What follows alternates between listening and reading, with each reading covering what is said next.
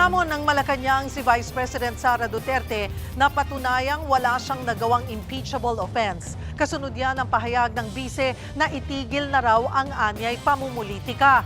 Pati si Mayor Baste Duterte hindi rin pinalampas ng palasyo. Narito ang Frontline Report. Itigil na muna natin yung pamumulitika at pananawagan nila ng transparency and accountability, pero ang totoong pakay nila ay ang kanilang mga sariling political interest. Muling naglitanya si Vice President Sara Duterte na pinupolitika siya sa gitna ng paggulong ng kanyang impeachment trial. Kaya belta ni Palace Press Officer Undersecretary Claire Castro, ang dapat pagsabihan ng bise ay ang kanyang mga kaalyado na nagpapakalat umano ng fake news laban kay Pangulong Bongbong Marcos.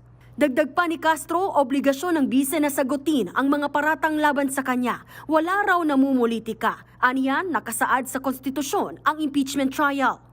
Kung mapatutunayan daw ni VP Sara na wala siyang impeachable offense, wala raw makapipigil sa kanyang tumakbo at mangarap na maging pangulo sa susunod na eleksyon.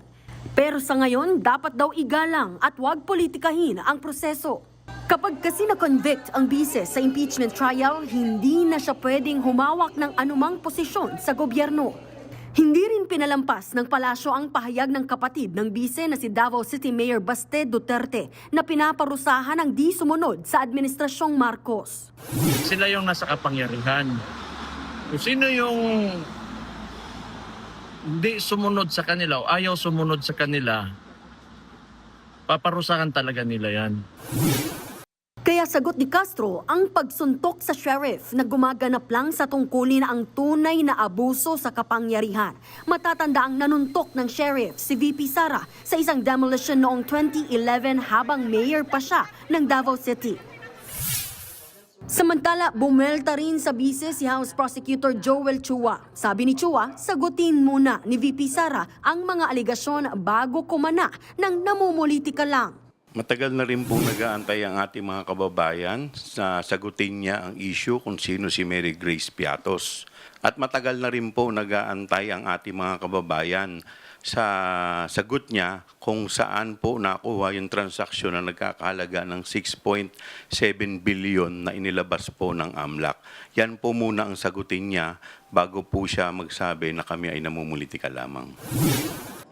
Wala pang komento si VP Sara sa mga pahayag ng palasyo at ni Congressman Chua.